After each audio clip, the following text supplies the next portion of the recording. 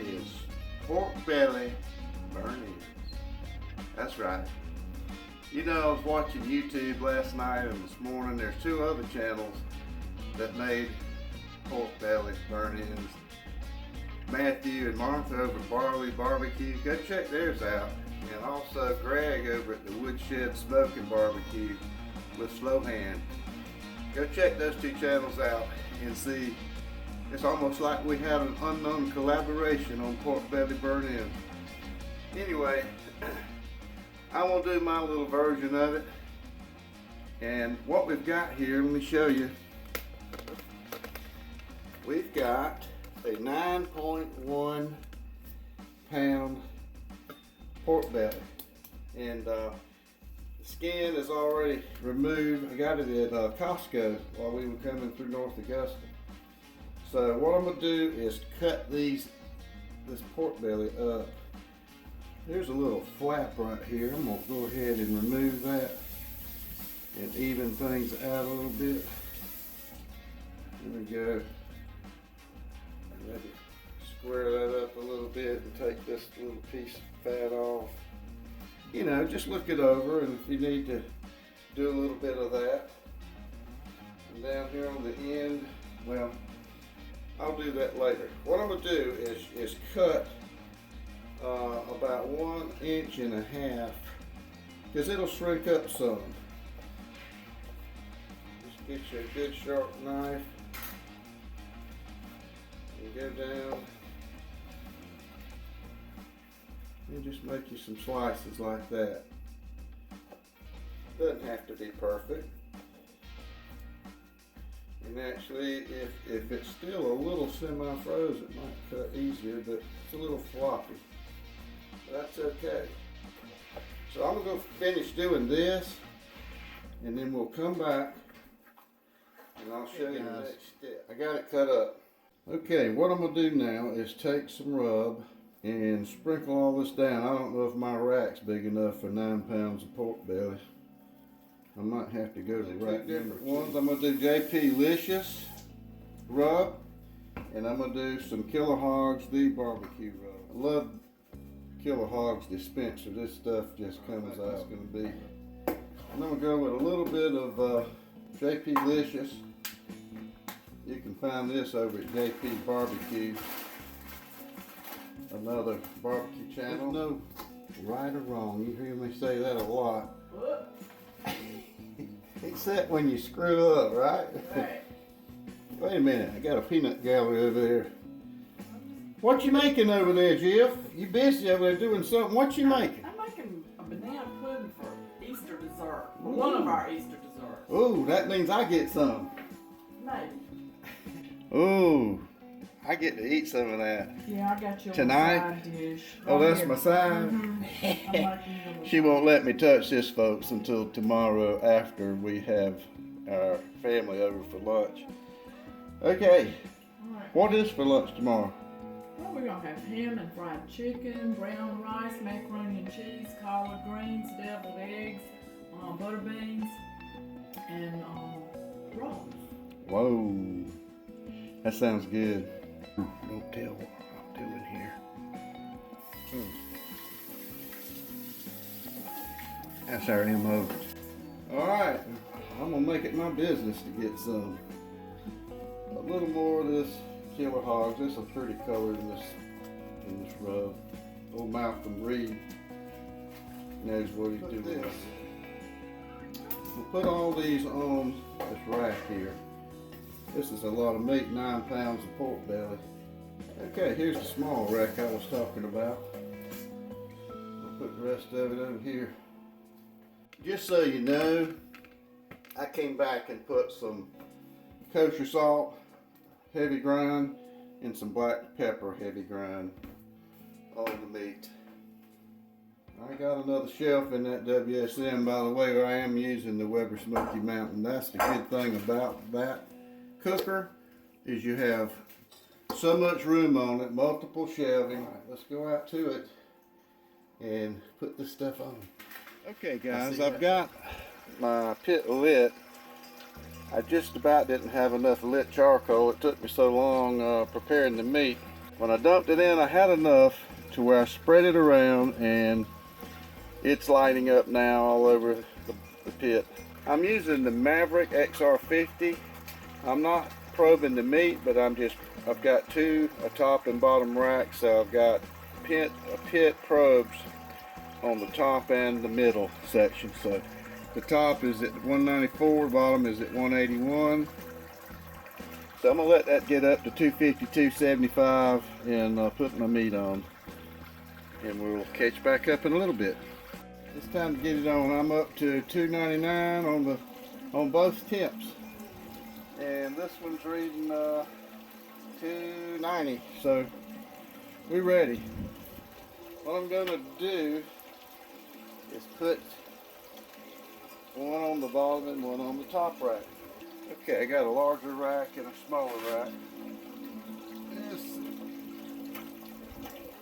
No problemino. And I've got a temp gauge on both grates. They've been running pretty smooth, pretty even after I got them up to temp. So I did throw in a couple of small pieces of pear wood. Those were sent to me by Greg when he sent me that beast basket. Thank you, Greg. I'm going to get back around to using that beast basket before long on a brisket or something.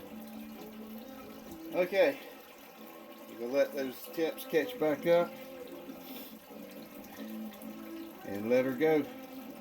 As you can see, it's been 56 minutes, almost an hour. I hope it's not cooking too hot.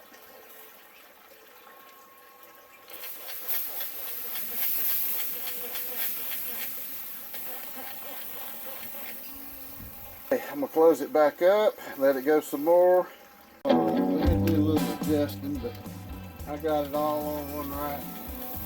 Some of them got a little dark on that bottom rack, so I changed up and put everything on one rack. On the top, I also put a charcoal ring in the bottom and a pizza pan on it to give me a little deflection. And we'll finish up like this. You just have to make adjustments, guys, when you're cooking, trying different things, and you're not doing an established way of cooking. But it's going all right. 2 hours and 25 minutes. We've been averaging around 325 to 350 on the temp. A little higher than I wanted, but it is what it is. Okay. Let me get my glove. Alright. Take this out of the way. Okay, there is the biggest part of it. Let me gather this up and I'll meet you back on the porch, and we're going to go to step 2, sauce them up, put them in the aluminum pans.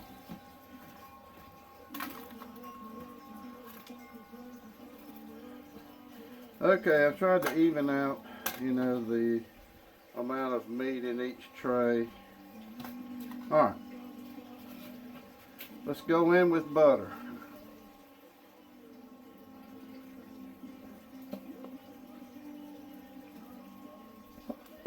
Go on with some honey. We'll take this lid off so we won't play around with it. Just put the honey on it. Alright, this pan here gonna have Piff Carolina sauce. I know you've probably never seen burnt ends with that on it. Well, I hadn't either. I'm just trying this. But this is good on pork. And guess what? This pork belly is pork.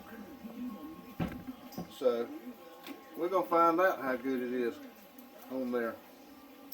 Then we're gonna go on with some Sonny's barbecue sauce. This is just a good smoky sweet sauce you can get from Sam's. We're gonna go on with some of my sweet and spicy sauce. I call it cherry habanero, but this is the first sauce I made. But it's pretty much the same thing. It's a slight difference in the recipe, but yeah, cover them up. I'm not putting any more of that. I'm gonna put 2 S's for sweet and spicy. All right, now they won't get mixed up. All right, I'm gonna get these back on, and then we'll get ready for the taste test in about an hour and a half. Make him some steaks for tonight and for this week. So he brought me 3 steaks. That's how you do it. I got a ring in there and put a grate across the ring with leftover coals from the day's cook. Alright guys, we got done with this. We'll go down and show you 3 different sauces. The one over here is the Piff Sweet and Spicy. That's just some of my homemade sauce. The one in the middle is the Sonny's. We get that from Sam's, just a regular sweet smoky sauce. And then this one over here is the Carolina sauce, the Piff's Carolina. Alright, Jared's out here standing by. He's going to help me. I might not be able to try a whole one because I cut these kind of big.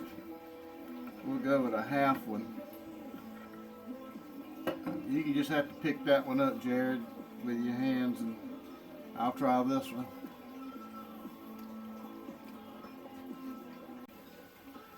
We'll wait till we taste all 3 of them before you give your thumbs up on the best one. Alright, this one here is the Sonny's.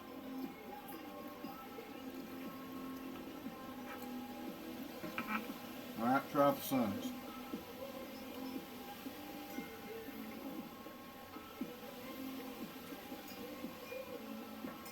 Now this one is Carolina sauce that I made.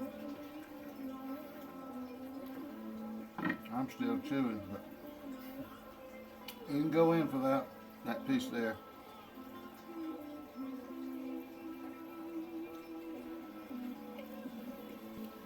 Let me try that one. Oh yeah.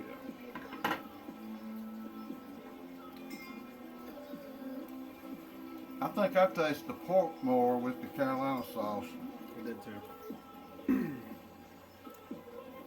How about the Sonny's and the sweet and spicy?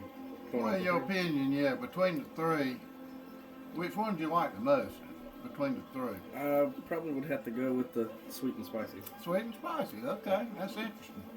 Hadn't used that before. Which one's second? Probably the Sonny's. Okay, well, can't knock you for that. He's waiting on the steaks that I cooked for him on the leftover coals. There you have it, guys. Pork belly burn-ins. I hope you enjoyed it. I think we're going to enjoy these burn-ins tonight with dinner, and probably eat on them for the next couple of days, you know, and sandwiches and, you know, whatever. This is Phil in Florence. Until next time, I'll see you down the road.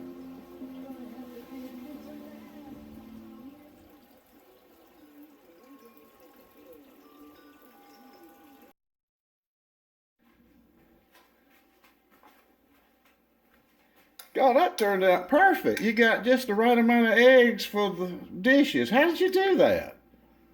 I counted and divided by 2. Ding! Oh, it's got little circles, indentured circles. Yeah.